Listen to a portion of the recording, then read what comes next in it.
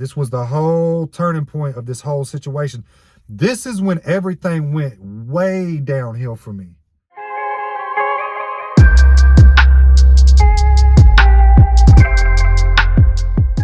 What's up, YouTube? Welcome back to my channel, Hustling 101, where I share my life with the world, the good, the bad, and everything in between.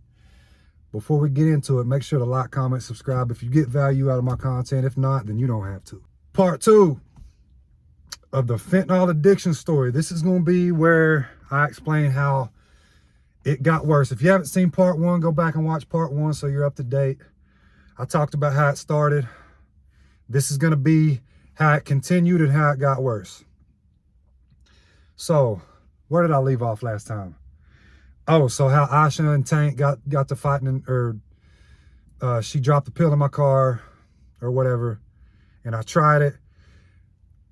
So we're going to pick back up where I hit Tank back up and tell her if she can get any more. And that's how it started. So I'm doing good at my job. Everything continues as normal. You know what I'm saying? It's not like I turned into a straight junkie right then. I'm working like 6 days a week at this job. Like I said, I'm taking it serious. I'm trying to go full time. I'm trying to make a career out of it, which I eventually do. On my days off, it become a regular routine for me to hit up Tank. Yo, let's hang out. Get me a blue, get me a 30. You know, I would get like 1 or 2, nothing serious. A lot of times it would just be like 1, you know, that would do me because I didn't really have a tolerance. So 1 would, you know, get me way beyond really what I needed. So I hit her up on the weekends. We do our thing, whatever.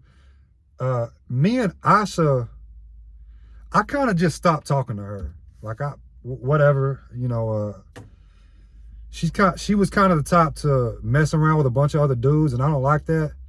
So, you know, I'm not the one to really take sloppy seconds, man. Like, not that Tank wasn't doing that too, but she wasn't as in the open about it as Aisha was. So I leave Aisha alone. And me and Tank, like I said, we're doing our thing. We're getting high on the weekends, whatever. I'm drinking, just living my life, thinking that everything's fine. Spending a lot of money going out. I'm making good money, but I'm spending a lot of it too. Down the road, I kind of stopped messing with Tank too. And oh yeah, I'm messing with a girl named Bree too. And I end up breaking up with Bree. And I go full time at this job. The job that I was trying my hardest to go full time at and take serious, I end up getting it. I was so proud of that, man. I was so proud of that. I end up going full time. And the way this job is set up, there's like 2 different plants, like in the same little spot, but there's like a plant 5 and then a plant 2, and they're right next to each other. So I started out at plant 5. I ended up putting in for a higher, once I went full time, you're able to like put in for higher paying positions within the company. So I had ended up putting in for this higher paying position at plant 2. Like I said, I was at plant 5. I went to plant 2. Right before I went to plant 2, I break up with Bree. And I had messed with like 5 different girls when I started, guys. I was like, I was messing around with a bunch of different girls at work, causing a lot of issues. It was causing issues in my life, at my workplace. I wouldn't advise sleeping with anybody you work with. You know, you do you, but I learned my lesson on that. So when I went to plant 2, I told myself, I'm cutting that shit out. I'm not messing with any of these girls over here. I'm not going to be on that. I'm going to be on strictly trying to build my career and stay focused in my job. So my first night, I went from 2nd shift to 3rd shift. So my first night, when I transitioned to this new plant, I think God was testing me. Somebody was testing me. Because I'm walking in, and right in front of me is this gorgeous ass woman. I'm like, bro, I just broke up with Bree. Like, I think it was the same night that I saw this girl. I just broke up with Bree, and I told myself, I'm done. I'm not messing with any other women. And then I see this girl. I'm gonna get to her. I'm gonna say her name too. Just beautiful, just gorgeous in my eyes, man. I couldn't. In my mind, I'm thinking, damn, man. I done told myself I'm not gonna mess with no girls, so I leave it alone. But I can't help but to look, man. I'm like, yeah, God is testing me or something. And like I said, guys, these stories might get a little bit long because I wanna add everything in so you get the whole perspective of how everything played out and just the craziness of what was going on in my life at this point. So like I said, I moved to this other plant, swore off messing with girls at work. My first night, I see the thickest, most beautiful black woman. I'm into black girls, guys, for those of you that don't know. She's walking in right in front of me. And I'm going to put a little picture up because just so y'all know what I'm talking about.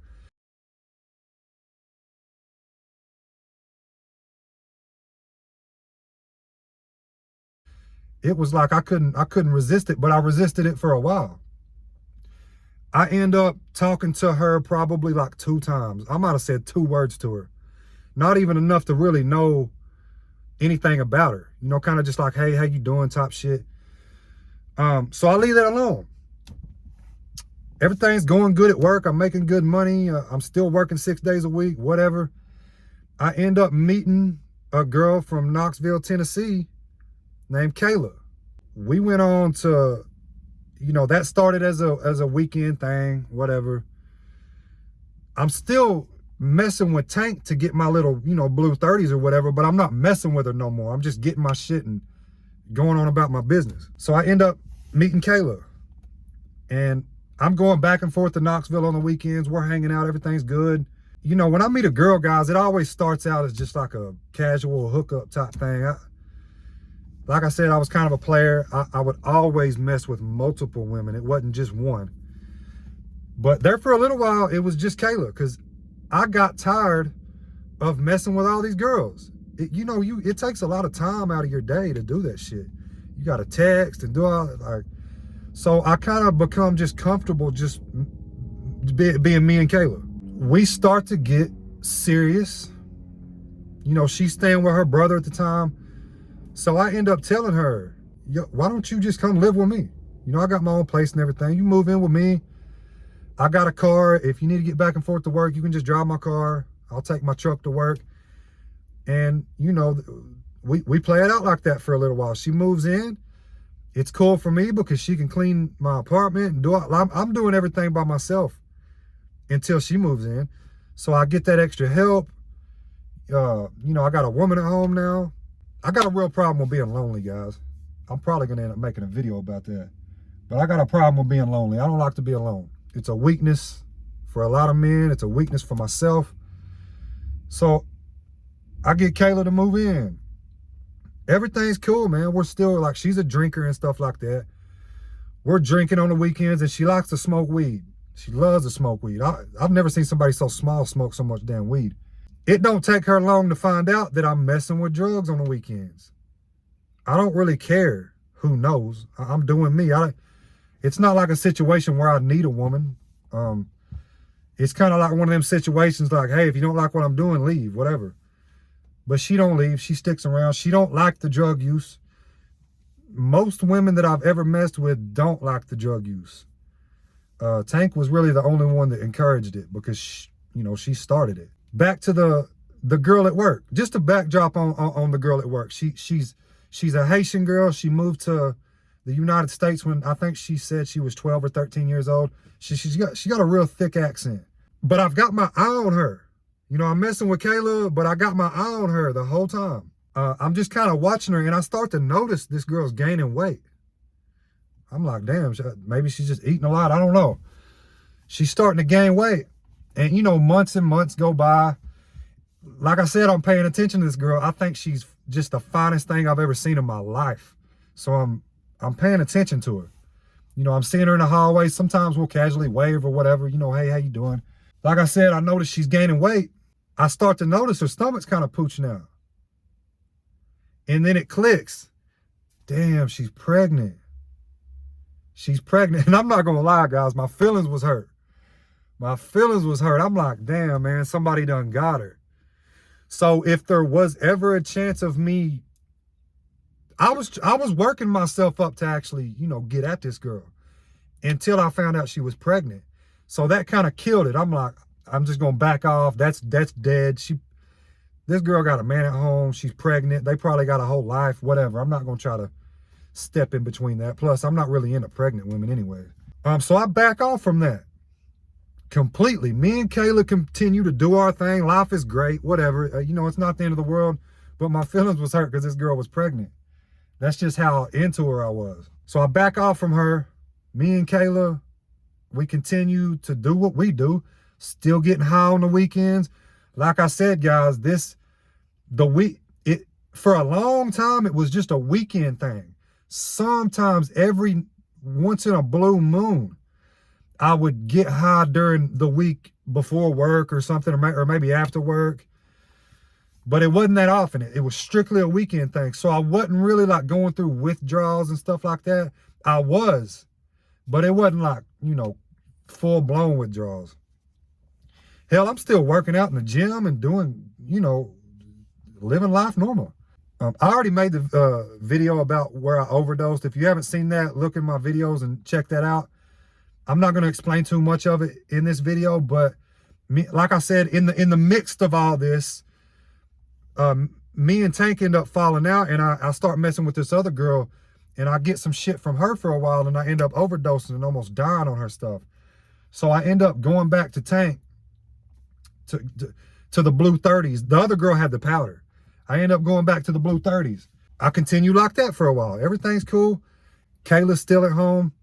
Now this girl, I don't know if I've said her name yet. The Haitian girl, her name is Jonice.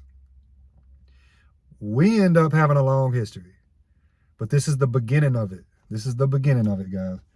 She ends up going on, what do you call that shit? Paternity leave to have the baby or whatever. So she leaves for like a month or two, you know, to have the baby and do all that. So I don't see her for like a month or two. I'm not thinking much of it. And this is how crazy I am, guys. She ends up coming back to work. I notice her. Like, I'm still attracted to the girl, guys. I don't give a fuck that she just had a baby. You know, I'm just wild like that, I guess. But I'm still attracted to her big time. She's still fine as shit. And I'm thinking about her while she's gone, too. I'm like thinking about her, like kind of waiting on her to get back. I'm not going to lie. I liked seeing her. And even though we never really talked, I liked seeing her. I don't know. Kind of like love at first sight, I guess. She ends up coming back. And I just work up the nerve, man. I don't know what it was. I'm not worried about if she's got a man at home or what, man. This girl is just so on my mind, and I can't beat it. I can't fight it off. Like, I can't get over it. So I'm like, dude, fuck this. I'm gonna holler at this girl. It is what it is. So I catch her in the break room one day. We pass. Like, she's coming towards me, and I'm going towards her, and we kind of pass. I'm like, fuck it, this is my chance. I make a little U-turn and go right back, and I start talking to her. I strike up some kind of conversation about, you know, how's the baby doing? The only thing I know to talk about, because she just got back from having a baby. How's the baby doing or whatever? And in the midst of this little conversation, I get her phone number. Smooth, right? I get her phone number. So from that point on, we start talking. She has no fucking idea that I'm doing fentanyl or drugs or anything like this. I tried my best to, because this was a good girl, guys. Like, she was and is a good girl. You know, probably the best woman I've ever been with. So I try my best to keep it from her, and I do for a long time. She don't know nothing about it. Now, mind you, this is how fucked up I am of a boyfriend. Kayla's still at home. I'm not even worried about her. Like I said, I had my eye on this girl, the Haitian girl, before I even met Kayla. So I shot my shot, got her phone number. We start talking. You know, like you would when you get somebody's phone number. It don't start out like crazy at first. We start talking, and this was right before New Year's of last year. New Year's of 2021. So about a year ago. This was about a year ago. She invites me out one night. She's going out for New Year's night. She invites me out one night, and I come up with an excuse to tell Kayla, Hey, I'm going to hang out with a friend or something. And I go out with her, with Jonice. We get to hanging out or whatever. I'm high on fentanyl this night. You know what I'm saying? Like, but she don't know it. We go out. I hang out with her for probably an hour and a half. I knew she had to know something was up. And she's with a friend too. We end up taking a picture. And Kayla's blowing my phone up the whole time. And her friend, I didn't know this until later on, but her friend seen the name of Kayla popping up with messages while, because I gave her my phone to take a picture of us. And the whole time, you know how the messages will pop up on your phone? She's taking these pictures and these messages from Kayla are popping up and she can see it. So when I leave, she tells Jonice, he has some girl blowing him up. Jonice don't really say nothing about it. I guess she's into me too. So she's thinking, she's probably giving me the benefit of the doubt, you know, thinking that it's just some girl that, or whatever. I don't know what she's thinking. But I know like we're mutually into each other. So, which was awesome for me because I wanted this girl so bad. I don't think I've ever wanted a girl this bad. And I end up getting her. And like I said, we're going out New Year's. I end up leaving. And then a couple weeks later, I end up going over to her house after work. And, you know, we do what we do, what grown folks do. And I'm feeling so accomplished. Like, I'm like, oh my God, I can't believe I got it, whatever. But we continue on. We continue on. Like I said, I like her.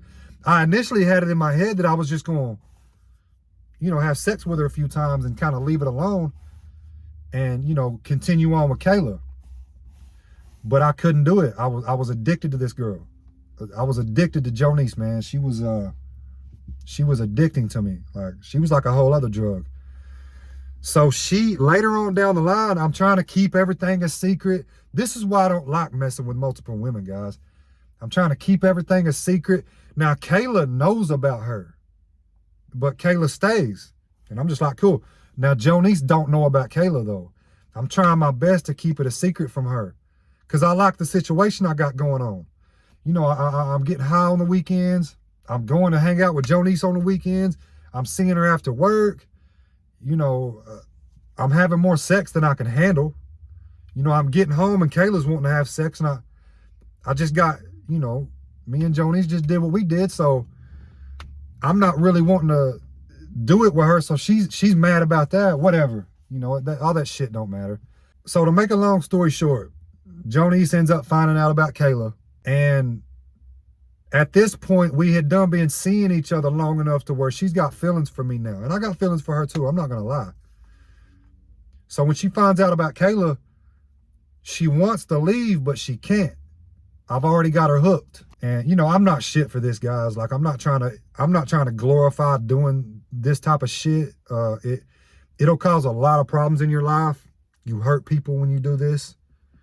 I'm not proud of what I put that girl through at all.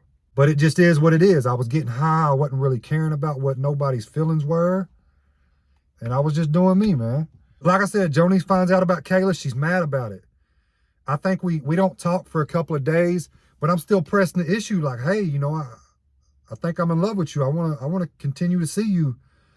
And I feed her some bullshit like I'm going to get Kayla out of the picture and it's going to be me and you. You know, lying, bro. Kayla just don't really give a fuck. She's just like in the situation. She's just happy to be with me. I take full advantage of it. You know what I'm saying? The one that I had trouble keeping in the picture was Jonice, but I just didn't want her to leave. I didn't want her to leave, but I couldn't pick. Like I said, I liked the situation I was in. So this goes on for, you know, 2, 3, 4 months. Me and Jonice are doing what we do. We're getting into a lot of arguments because I'm lying to her, saying that I'm done with Kayla. I actually, at one point, I do end up breaking up with Kayla. She moves back to Knoxville, and that lasted like a month. So, you know, Jonice is happy about that. We're doing us. Everything's going good. Honestly, I should have kept it that way because we had a great relationship when it was just me and her. You know, a woman is never going to like you messing with another woman and be okay with that. But I end up messing with Kayla again. She ends up coming back down on the weekends, whatever. Jonice finds out about it. At one point, they end up almost getting in a fight in my living room. Jonice is crazy. She's Haitian, girl, bro. So like, them Haitian girls don't play. Let me tell you. She ends up chasing Kayla down the fucking interstate in her car, trying to crash her and shit, bro. Like, I'm on the phone with both of them. They're calling me. Kayla's calling me, talking about this crazy bitch is following me. And then Jonice is beeping through. So I'm like, hold on. Jonice is on the phone like, this bitch better hope she's got more gas than me, because I'm following her to wherever she's going. I'm like, Jesus Christ, Jonice, you need to turn around. Leave that girl alone. If you want to take it out on anybody, take it out on me. Jonice ain't having it. She wants to fuck Kayla up. I guess she thinks that if she beats the shit out of Kayla, she'll stay the fuck away from me. And me and Jonice can have our relationship together. Because like I said, we got along great, man. Everything was great. I don't know why I didn't just stop messing with Kayla and keep it with me and her, because I was happy with her, man. I really was. I was happy with Jonice. Now, this whole time, I'm getting high. It continues. Every weekend, I'm still getting my shit from Tank. Tank just ain't really a part of the story at this point. I'm only getting my drugs from her. That's it. And then, one night, me and Jonice are into it. I'm not really talking to her. I had, Kayla's at the house again. I had drove Kayla's car. Oh, I want to add this in this story. This is what got me fucked up. I was going to Jonice's house with Kayla's car one day, and I nodded out behind the wheel, and I hit a fucking trash can on the side of the road, busted the front headlight out of the car. This would end up biting me in the ass. I didn't end up getting the headlight fixed. So I'm at work one night, and me and Jonice are into it, and I'm starting to withdraw because I'm starting to mess with the drugs even heavier at this point. I'm kind of starting to withdraw. And I left a pill at my house. I live like 20 minutes from work.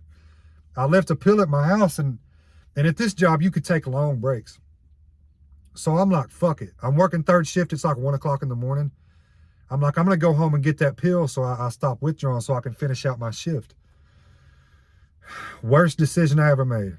Worst decision I ever made. I should have kept my ass at work, because this was the turning point of all this. This was the whole turning point of this whole situation. This is when everything went way downhill for me. I leave. I'm on the clock at my job. I leave. I'm thinking I'm going to go home, get the shit, come back. Everything's going to be fine. Nobody's going to even know I was gone. I've done this before. Like I said, guys, I hit that trash can. My headlight was out. I didn't know the headlight was out, though. I end up getting pulled over on the way back. I'm high. The cop notices it. Like I said, Kayla smokes weed, right? So there's a weed grinder laying out. I don't see it. And if you know anything about the damn police, all they have to pull you out your vehicle and legally search you is probable cause. And if they see drug paraphernalia, you can't refuse a search. If they see drug paraphernalia, they 100% have the right to pull you out your vehicle and search you. He saw the grinder, pulled me out.